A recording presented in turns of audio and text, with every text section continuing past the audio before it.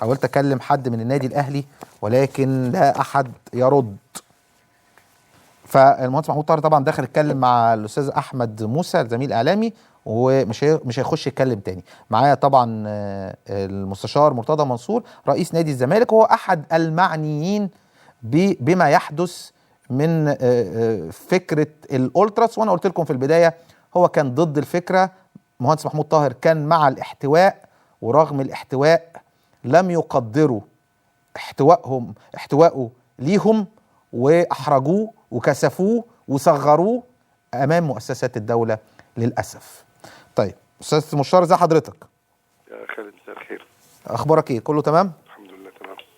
اعتقد يا استاذ مشار يعني انت في النهايه انت نائب عن الشعب، نمره 2 انت رئيس نادي من اكبر الانديه في الوطن العربي، نمره 3 نحن معنيين جميعا بعوده الجماهير، ولكن للمره الثالثه شتم مؤسسات الدوله جيش وشرطه، يفط مسيئه للمشير طنطاوي رغم ان هو عفى عن ما سلف وسمح بدخول استاد الجيش اللي حصلت فيه الاساءه اللي قبل الاخيره دي. وايضا يعني مشير عبد الفتاح السيسي رئيس الجمهوريه دخل مع عمرو اديب، مهندس محمود طاهر دخل مع احمد موسى. كان لازم حضرتك تكون متواجد وتقول لنا وجهه نظرك فيما يحدث.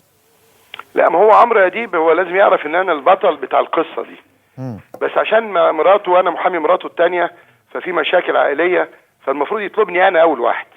لكن الغل بقى ده مش اعلام، ده اسمه الغل الاعلامي. واخد بالك؟ لان اول من تصدى الالتراس مرتضى منصور يا عمرو يا اديب. خلاص. والاخ الصديق العزيز احمد موسى ما طلبنيش بناء على تعليمات محمد ابو العينين برضه، خلي بالك. فده مش اعلام. برغم انا اللي مطلع احمد موسى، انت عارف قضيته انا مطلعه منها، ومشكلته مع خالد يوسف مع القناه انا اللي مخلصها له. دي تعليمات الحاج رباب والحاجه سناء. واخد بالك؟ والحاج محمد الامين. فانا بقول ده مش اعلام. لما يكون في راجل تصدى وضرب عليه رصاص حي وميه نار وكمل وقضى على ظاهره اجراميه ورفعت قضيه وكسبتها وبقت جماعه محظوره، والاخ عمرو اديب عشان متخانق مع مراته وانا محامي مراته الثانيه اللي لما قعدت في شارع جزيره العرب، واخد بالك؟ هو في يا جماعه؟ ده مش اعلام، دي مش عايز ابوكم. لا اربط، مش هثبتك يا عمرو، مش هثبتك. انت حاولت ان انت تخش معاه يا فندم؟ يا رافضين يا فندم، يا عزة ابوك، مع اني كنت محامي ابوه المحترم ومحامي اخوه. يعني يا سياده المستشار حضرتك حاولت ان انت تعمل مداخله هم رفضوا عشان الست مدياله التعليمات. الله، طب ما انا محامي الثانيه واخت الثانيه. الله، ما انا مش فاهم، هو يتخانقوا مع بعض في البيت هو ده اعلام؟ انا بس هو ده الاعلام؟ وانا مدي مهله 15 تاني 15/2، واقسم بالله العظيم لو الفيلم الوهدي بتاع محمد الامين ولميس الحديدي ما انتهى 15/2 ما في كاميرا هتخش تسجل ماتش عندي او زي ماتش عندي. قصه منتهيه. ولا صحفي هيكون موجود عندي 15/2. خلاص، ما دام شغل البلطجه بدا، شوف انا بعمل ايه. انما قضيه زي دي قضيه وطنيه واحد صدلها، ده انت المفروض تجيبني انا اول واحد. تقول لي ازاي انت تصديت وقضيت على هذه الظاهره عندك؟ انما الغل اللي بياكل قلب عمرو اديب ومراته لميس، والغل اللي في قلب محمد الامين، وللاسف محمد ابو العين انها محامين للاسف مدي تعليمات هو يا الهام ابو الفتح للاسف الشديد. يعني حضرتك كمان حاولت مع زميل احمد موسى ان انت تخش؟ مرفوض. مرتضى يطلع يا فندم في صدر البلد وانا محامي محمد ابو العينين، ومش هتكلم اكتر كده يا محمد. لكن في لحظه من اللحظات لو اتكلمت انت عارف كلامي هيبقى موجع يا محمد، موجع. مش انت بتجامل محمد الامين؟ طب انا هتكلم بقى، ابتدي اتكلم انا كمان واحكي ونحكي ونحكي مع شعب مصر. طيب تعالى نتكلم على اللي حصل النهارده. ادي انذار 15/2. اقسم بالله ما في كاميرا هتقدر تخش تذيع ماتش نادي الزمالك، كلامي واضح. ما في صحفي هيقرب من باب نادي الزمالك. اسالني بقى، اسالني في ايه؟ عايز انت في اجتماع مع وزير الداخليه كانت بدايه الشراره والخناق ما بينك وما بين محمود طاهر لغايه ما الدنيا هديت الحمد لله في ماتش الامارات، وكان ده بسبب ان انت كنت ضد الظاهره والمهندس محمود طاهر كان بيقول لا نحتويهم ونلمهم وكلام من هذا القبيل. النهارده بيحرجوه احراج مش طبيعي. استاذ خالد، انا سمعت ان سياده الرئيس عمل مداخله مع عمرو اديب. تمام. وانا ما شفتش، لان انا كنت في جوله في النادي. انا هجيبها دلوقتي جوله في النادي. اذا كان سياده الرئيس قال فعلا انه عايز يقعد معاهم ويشوف طلباتهم، انا بختلف معاك يا سياده الرئيس. انا بختلف مع سيادتك. انا قعدت مع الولاد دول مره واثنين وثلاثه، وكان الرد شتيمه للجيش. عندي قالوا لي اول مره عايزين نقعد في الصاله عندي بتاعت عبد الرحمن فوزي الله يرحمه. جمعتهم كلهم لمده ساعه ونص قلعين هدومهم وشتيمه في البلد كلها. تمام. دخلتهم خدوا التذاكر يوم ماتش الانبي بتاع الدفاع الجوي، وعملوا مؤامره يموتوا العيال جوه. القنبله كانت ترمي جوه. خلي بالك سياده الرئيس لا حوار مع جماعه ارهابيه مسلحه. المحكمه قالت عليها جماعه ارهابيه محظوره، حكم نهائي. حضرتك لو عملنا حوار معاهم، انا عايز اعمل حوار مع جماعه الاخوان المسلمين على طول، اعمل حوار على طول. سياده الرئيس اسمح لي اختلف مع سيادتك، انت تعلم مدى حبي واحترامي وتقديري لسيادتك. انتهى زمن الحوار، انتهت فتره الحوار. ده حوارهم السجون. دول يا سياده الرئيس عملوا اللي عملوه النهارده. طبعا انت بتكلمني عن الاستاذ محمود طاهر. محمود طاهر انا قلت قبل كده لانه ما عندوش خبره معاهم. محمود طاهر ضحيه، كانوا مفهمينه ان دول ولاد كويسين وبالكلمه الطيبه وبالكلمه الحسنه هيكسبهم، ودول خليهم ظهرك. طلعوا هم الشوكه اللي بتكسر مبادئ النادي الاهلي. دي الشوكه اللي في ظهر النادي الاهلي، ده خنجر في ظهر النادي الاهلي. انا عرفت ان جماهير كتير دخلت عمل مداخلات مع احمد موسى ومع شوبير من الاهلاويه. تمام. قالوا هذه من الاهلاويه، هذه ظاهره اجراميه ولازم مجلس الاداره يتصدى زي ما مرتضى اتصدى اليوم في زفت الوايت نايس. تمام. لكن للاسف الشديد محمود طاهر بطيبته ما كانش عنده تجربه. وانا قلت الكلام ده كان بيزعله في الاول. قلت له يا فندم انا رئيس من 2005، يعني بقى لي 11 سنه رئيس. حضرتك خد من خبرتي، وانا لو في مكانك هاخد من خبره اللي قبلي. تمام. قلت له حضرتك بتحضر عفريت مش هتعرف تصرفه، وقد كان العفريت المجرم البلطجي. هما ليه عملوا كده بقى؟ لسببين. الاعلام بقى له يومين يتحدث عن جمهور مصر العظيم، الاسر المحترمه ال30,000 اللي راحوا شجعوا في بطوله افريقيا لكره اليد. بطوله اليد. فاحنا فيها نخفيها. لا هتمك يا بلطجي انت وهو ويا وزير الداخليه، في حاجه اسمها سجن وتقبض عليهم. مفيش هزار. وسياده الرئيس انا بختلف معاك، لا حوار معهم. عملنا 100 حوار وكانت نتيجه شتيمه وقله تاني بلطجه. هفكر سيادتك يا سياده الرئيس. على فكره المهندس محمود طاهر النهارده قال كده، قال لازم خلاص من هذه الظاهره. نحترمك حضرتك. القائد الاعلى للقوات المسلحه تقبل ان يهان جيش مصر وانت القائد الاعلى؟ هو قال ان هو لا يقبل ده. بلطجيه. سياده الرئيس قال انه لا يقبل ده. انت او حد من طرفك مع ناس اهانت الجيش مصر العظيم اللي حضرتك القائد الاعلى بتاعه. لا يا سياده الرئيس اختلف مع سيادتك. ادي واحد. اتنين، السبب الاولاني زي ما قلت لك احنا فيها نخفيها، مش انتوا بتدخلوا اسر محترمه وبتشيدوا بيهم، طب احنا هنبوظ. اتنين، لما انا قلت ان السيد القائد العام للقوات المسلحه السيد المحترم فريق اول صدقي صبحي صدق ان يرجع النادي الاهلي تاني يلعب في استاد الدفاع الجوي. تمام. هم تصوروا بهذا الموقف اللي فيه اجرام ضد الجيش ان يتلغي القرار. طب ما يتلغي القرار هنا ولا عسكري جيش يقبل انك تلعب في برج العرب كمان. هبل ازاي؟ انت بتهني. ما هو برج العرب ده ملعبي، ملعب الجيش. ده اسمه استاد الجيش على فكره، ما اسموش ببرج العرب، اسمه استاد الجيش ببرج العرب. مش القائد العام ولا الامين العام محمد بيه حجازي. تمام. ولا سيد فريق او سيد صبحي هيقبل ان النادي الاهلي هيلعب في ملعب من ملاعب الجيش، لا في برج العرب ولا في الدفاع الجوي ولا في السويس. ليه؟ دي كرامه الجيش يا جماعه. الله، هو انا كل يوم عسكري يموت عندي وظابط يموت بس عايز اقول لك حاجه، يمكن انا في بدايه انت ما كنتش متابع لكلامي، انا ربطت ده بفكره اللي حصل في ماتش سموحه ومنع لعيبه الاهلي من الوصول للملعب ومطالبتهم بعوده الجماهير، والنهارده اللي بيعملوه ده يعني بيقولوا للناس اوعوا ترجعوا الجماهير، ده احنا بنشتم الجيش والشرطه. يعني لا في حاجه ثانيه يا خالد. ان هو بيقول لك بعد ما اتقال ان تم الموافقه على ملعب الدفاع الجوي قال لك بوظ بقى. لا احنا هنروح برج العرب بس يبقى بلطجه. طب يعني هسال سؤال، لانهم عيال ثانيه واحده، لانهم عيال اغبياء وتافهين واهاليهم مش مربياهم واهاليهم عايزين ضرب الجزم. لان لو في اب محترم وام محترمه تقول له ده جيش وطنك يا كلب، ده الجيش اللي حاميك وحامي امك وحامي اختك. انما للاسف سايبينهم وكلهم عارفينهم والشرطه عارفاهم. ايه الشرطه المتخاذله دي؟ ليه؟ خايفين من ايه؟ ما انا اتصديت لوحدي وانضرب عليا نار وميه نار وقال لك ده احنا رمينا عليه بول وطلع الماده كيماويه حارقه واتحديت واتصديت وكملت تمام وخدت حكم انها يا جماعه ارهابيه محظوره.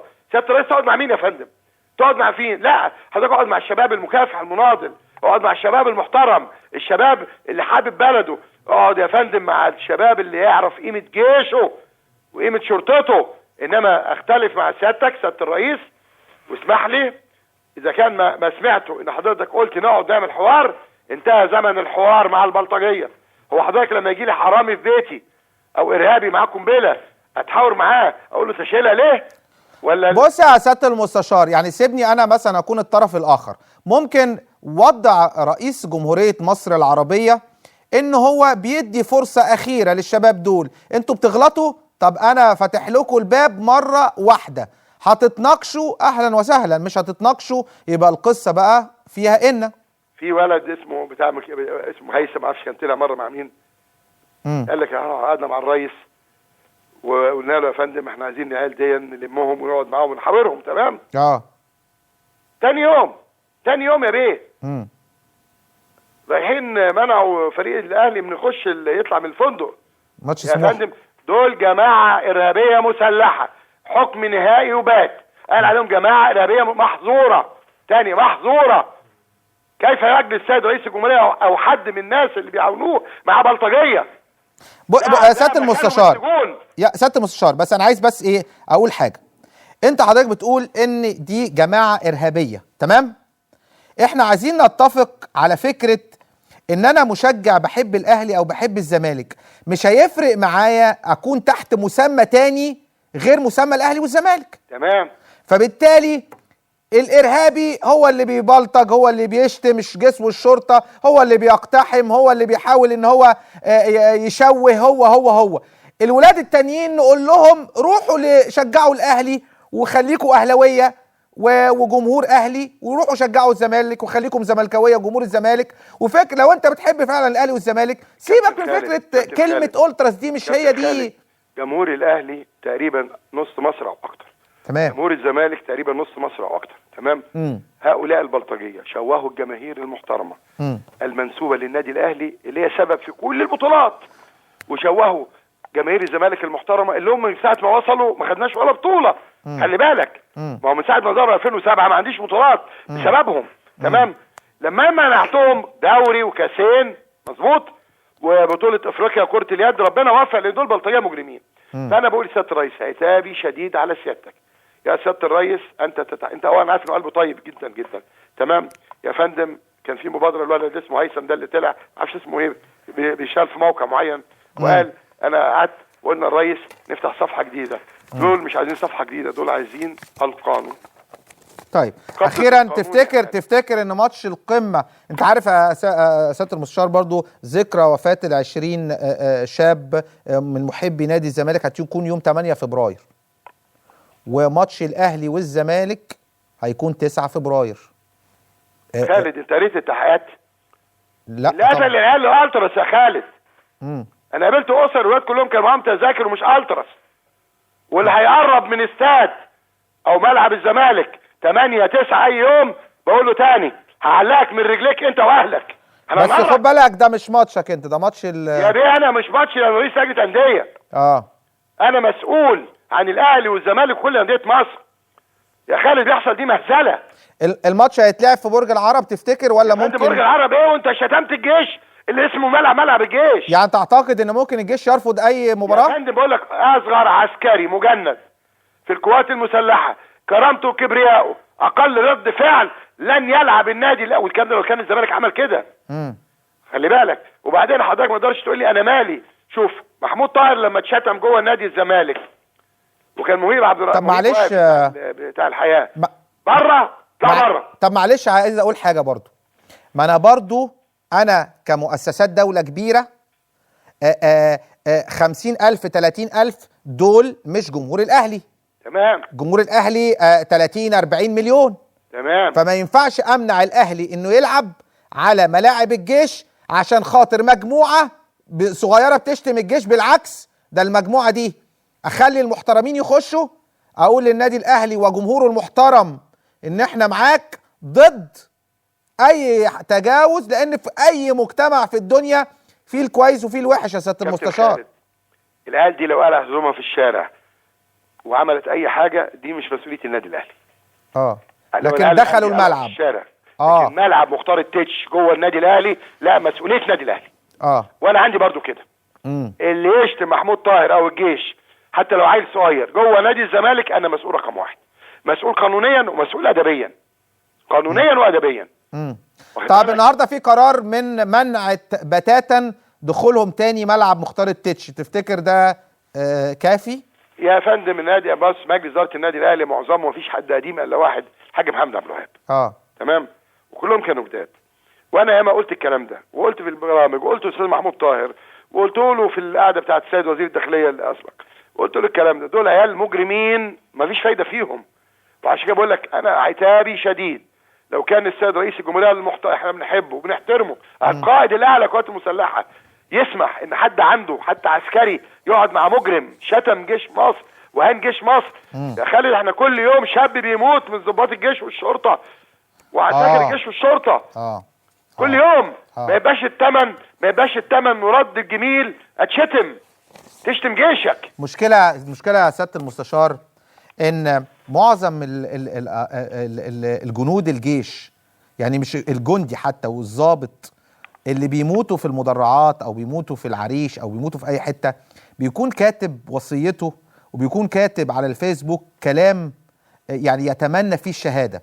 والغريبه والعجيبه ان الشباب الصغير ده اللي بيفكر بتفكير المزه والترامادول او فكره الحشيش والبانجو والصياعه مع الشباب والقعده والمعرفش والكوره والكلام ده، لو كوبايه عصير او علبه عصير انفجرت جنبه بيقوم يترعب.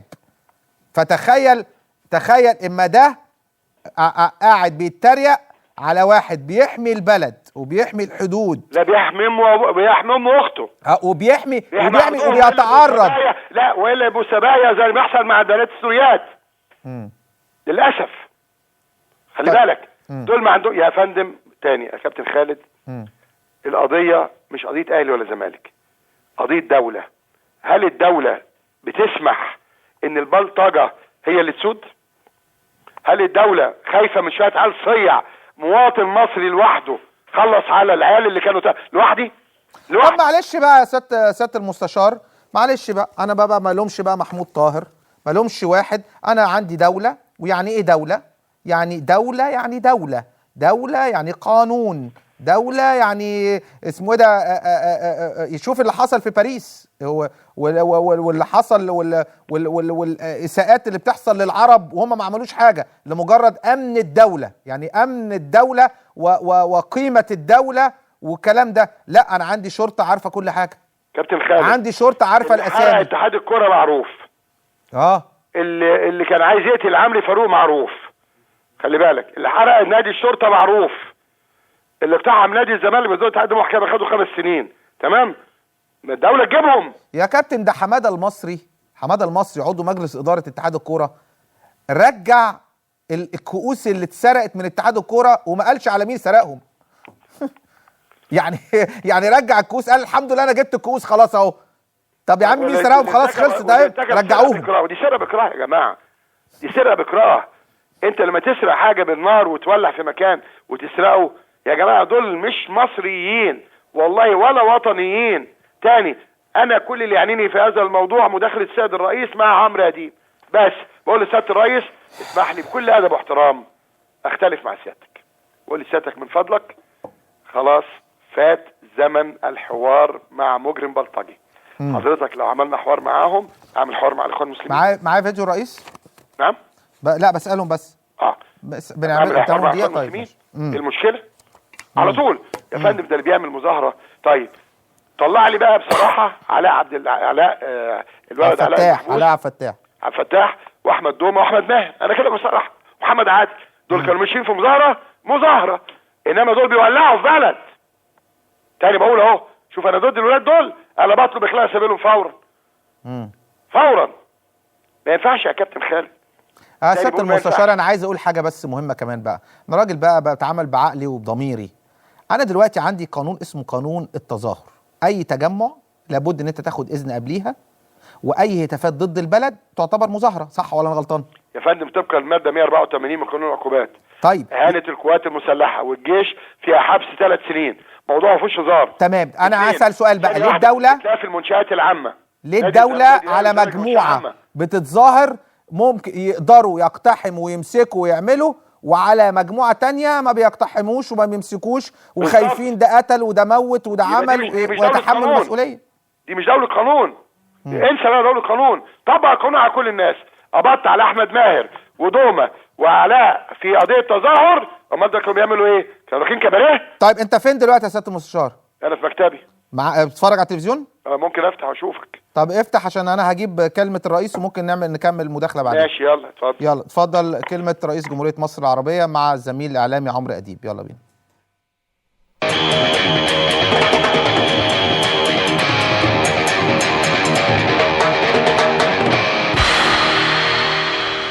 في الموضوع بتاع الالترز بتاع حادثه بورسعيد، انا كنت موجود في الموضوع ده. وزي ما انت قلت كده مفيش حاجه اتمسكت، يعني مفيش حقيقه بجلاء تقدر تقول ايه اللي حصل بالتفصيل في الموضوع ده، وبدقه تقدر تقول انك تطمئن لها. حد خبى حاجه ممكن، حد خايف من حاجه ممكن، حد مش عارف حاجه برضه ممكن. انا ممكن اقول لك وانا قاعد دلوقتي كده، ممكن مجموعه من الالترز ده من اللي هم النجباء اللي فيهم تتشكل بيهم ومعاهم لجنه لبحث الموضوع. اصل مفيش حاجه عايزين نخبيها ونطلع بالنتائج للناس. دي فكره. تعالوا يا شباب اختاروا 10 منكم من اللي هم اللي انتم متطمنوا ليهم يخشوا ويشوفوا الموضوع ده بتفاصيله، وهم يبقى يعرضوا عليكم الموضوع بالنتائج. ده هيطمنكم، هيريحكم. هو النهارده ضفر اي مصري، انا بقول ضفر مش دم وروح، اي مصري على اي انسان مسؤول بيحب بلده غالي عليه، مش بتوع بورسعيد بس، اي مصري. وكلنا مسؤولين عن دماء اي مصري. يعني الالترس ما يفكرش بس في اخواته اللي موجودين في بورسعيد، لا بص في اخواتك اللي موجودين في كل مصر، وكلنا مسؤولين عنهم. فيعني عايز اقول ان الفكره، عشان بس ما اطولش عليكم ولا على المشاهدين الكرام، عايز اقول لكم يا جماعه يا مصريين، التحديات اللي جوه بلدنا فوق الخيال، فوق الخيال. وانا مش، خلي بالكم انا عندي امل كبير قوي في مين؟ في ربنا.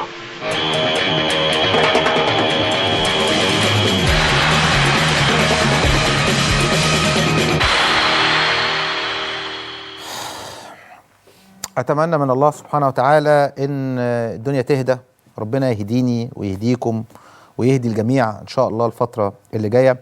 للأسف في قتل المشاع في حاجة اسمها قتل مشاع، بيبقى صعب جدا. الموضوع بيبقى صعب جدا إن أنت ما جمهور بيروح عليه جمهور فبيتزنق في مكان، فابتدي الجمهور يدوس على بعض، فابتدي واحد يضرب واحد، يرمي شمروخ فيحصل اختناق، فبوابة يحاولوا يفتحوها فتقع على ناس بره، فناس بتموت. القصة كبيرة ومش سهلة. قتل المشاع ده في القانون بيبقى الموضوع صعب إثباته. يعني إن فلان قتل فلان، محمد محمود قتل جلال محمود مثلا، أي حاجة. الموضوع في القانون بيبقى صعب قتل المشاع ده على ما أعتقد يعني. لكن في النهاية كلنا بنتمنى القصاص من القتلة، وان كل واحد ياخد يعني جزاؤه، ولو ما خدش جزاؤه في الدنيا اكيد هياخد جزاؤه في الاخرة عند ربنا سبحانه وتعالى. معانا مرة اخرى مستشار مرتضى منصور. سيادة المستشار. يا كابتن خالد، دلوقتي بس عايز انبه الناس ان في 6 ماتوا من بورسعيد في اليوم ده. وعايز انبه الناس في 48 واحد ماتوا تاني يوم الحكم، يعني يوم الحكم. ايوه اللي هو امام السجن. 48 ماتوا. موضوع المواطنين ولا بورسعيدية دول مش مواطنين زينا. تمام. وتاني يوم بيدفنوهم مات كمان 6. صح. كانوا رايحين يدفنوهم اتضرب عليهم 6. نار. يعني بورسعيد بالظبط كده قد اللي استشهدوا من ولادنا في الاهلي استشهدوا من بورسعيد. هي بورسعيد دي مش وطن؟ مش بورسعيد دي الباسله ولا احنا ناسيينها؟ وبعدين للاسف احنا عندنا للاسف احنا في زمن القوي والمشجع واللي عنده اعلام في ايه؟ اللي ماتوا في الاهلي دول شهداء وشباب صغير، واللي ماتوا في بورسعيد دول شهداء وشباب صغير برضه، واللي كان عنده متجوز واللي عنده ابن واللي عنده اب واللي عنده ام. ما بيعتبروش بورسعيد شهداء للاسف الشديد. وبعدين عايز اقول لك حاجه يا كابتن خالد. هو حضرتك ده في 6 بورسعيديه من جمهور الاهلي في بورسعيد. نعم، في 6 بورسعيديه من جمهور الاهلي في بورسعيد بالظبط استشهدوا. وبعدين يوم ما صدر الحكم الاولاني في 48 واحد استشهدوا. صحيح. وتم حرق اتحاد الكوره وتم حرق نادي الشرطه. الله، هو في ايه يا جماعه؟ وبعدين حضرتك مش في مجموعه خدت اعدامات؟ هو ايه شغل البلطجه ده؟ ايه البلطجه دي؟ بس الاعدامات لم تنفذ حتى الان يا فندم. الاعدامات ليه؟ ما هو محمد مرسي واخد اعدامات واتنقض الحكم. واخد بالك؟ مش في اجراءات في قانون الاجراءات الجنائيه؟ ولا هو الالتراس عامل قانون لوحده ملوش علاقه بقانون الاجراءات الجنائيه؟ الله. وبعدين القاضي اصدر حكم بالاعدام. في نقض الاخير. النقض الاخير دوت القاضي بتاع النقض يفصل في القضيه، لا يأيد لا يدي اعدام، واخد بالك، لا يدي براءه، لانه بيتحول الى قاضي موضوع. لو قبل النقض بتاع الولاد اللي هم اللي واخدين اعدامات والمؤبدات. مش في ضابط شرطه يا جماعه ما عملش حاجه وخد 15 سنه كمدير امن واحنا هنهرج؟ طارق ايه اللي انت عايز تاخده؟ طارق ايه من مين؟ انت مين بعتك؟ انت مين زقك؟ لا بس انا عايز اقول حاجه مهمه كمان عند ربنا سبحانه وتعالى. القصاص لاولياء الدم. اولياء الدم يعني الاب والام، الاخ والاخت، دول اللي منوط بيهم يطالبوا بالقصاص. وكمان ممكن انه يعفو. يعني في حاجه اسمها الديه في ديننا. فكل ده من يطالب بالقصاص او الديه او احنا بنشوف في السعوديه على فكره واحد بيتحط عليه السيف ولسه هيتقتل، بتروح الام تعفو عنه، ام المقتول. ده القرآن الكريم قال كده يا خالد. ولا مليارات الدنيا تعوض ضفر ولد من اللي راح. صحيح. مليارات الدنيا. لكن الدولة دفعت والنادي الاهلي دفعوا تمام. كل اللي دفع ده ما يسويش ضفر ولد من اللي راح. صحيح. خلاص. واحنا مع الشهداء ومع اسر الشهداء، لكن دول ما لهمش علاقه بالموضوع. دول اللي خلوا الناس صغيره يروحوا يموتوا وهم هربوا. هم دول هي العصابه الاجراميه الكابوهات. هم دول ما فيش حد فيهم بيموت، ما حدش فيهم بيموت. دول اللي بيقبضوا، بيبيعوا تيشيرتات، بيبيعوا زفت الطين على دماغهم. هم اللي بيحرضوا العيال الصغيره تروح تموت وهم ما حدش فيهم بيموت خالص. ولا حد بيجي ناحيتهم. وعشان كده سياده الرئيس، انا شفت الحديث دلوقتي مع حضرتك، من فضل حضرتك لا 10 انا بصفه ده رئيس لجنه الانديه يا فندم وعضو في البرلمان، اعتب على سيادتك منتهى الادب والاحترام. فكره حضرتك مرفوضه، محدش هيقعد مع حد. فات زمن القعاد. حضرتك فات زمن القعاد. حضرتك هتقعد اي حد لا هيعمل حوار ولا يفهم هم عايزين ايه. يا فندم احنا قلنا نقنن، حولوا نفسكم الى جماهير واشهركم. هقول محب الزمالك محب الاهلي، قال لك لا. ليه لا؟ عشان التمويل. ما انا بيجي لي تمويل. ما انت لما تبقى جمعيه مشرفه في التضامن الاجتماعي هعرف الفلوس داخله وخارجه منين. قال لك لا. طب يا فندم بعد اذنك في ماتش تدفع التذكره. قال لك لا بخش مجانا. طب يا فندم لما تخش ما تتبولش على العسكري الغلبان. قال لك لا هتبول على العسكري وعلى الضابط. لا فين الكلام يا سعاده الرئيس؟ لا مرفوض. فين ده؟ هو ده الحوار حضرتك عايزه؟ عيال بتتبول على العساكر واقفه طول النهار بتحمي منشاه دم قلبنا مدفوع فيها.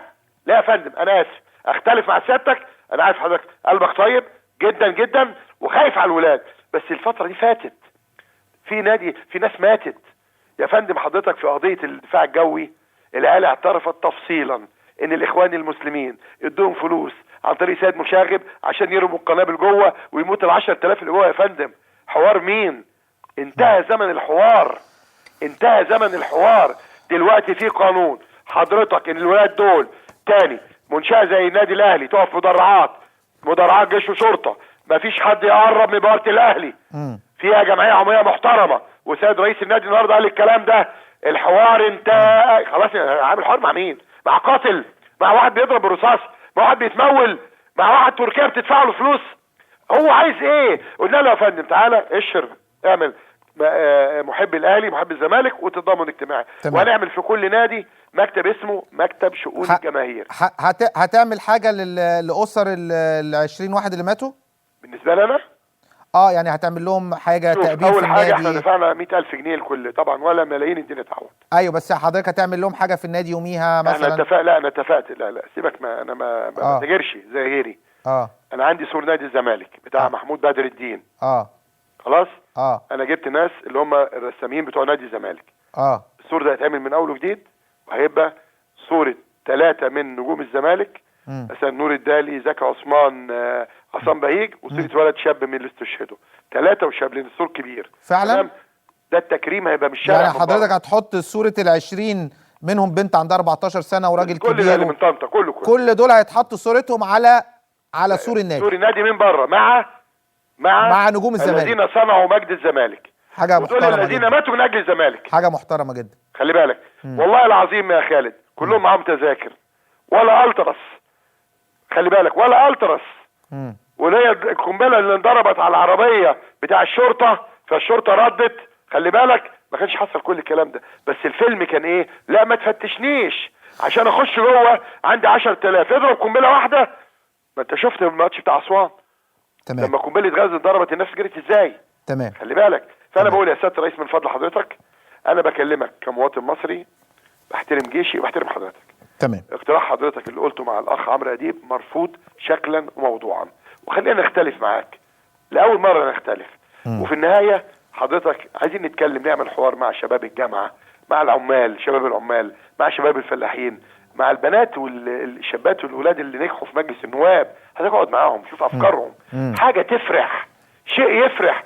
هم دول مصر بتاع بكره، انما دول مجرمين اللي مكانهم السجن. تمام. اشكرك المستشار مرتضى منصور رئيس نادي الزمالك. هنطلع لتقرير فاصل وتقرير عن عودة الجماهير مع الكابتن عمر النور، اللي هو أشرف عمارة عضو مجلس النواب، اللي هو عادل عبد الواحد نائب مدير نشاط رياضي بالزمالك، اللي هو عبد المنعم الحاج الخبير الكروي، مدحت فقوسة كابتن مدحت فقوسة اللاعب المصري الأسبق. ناس بتتكلم على عودة الجماهير. أنا بقول لكم من دلوقتي صباح الفل، يلا بينا.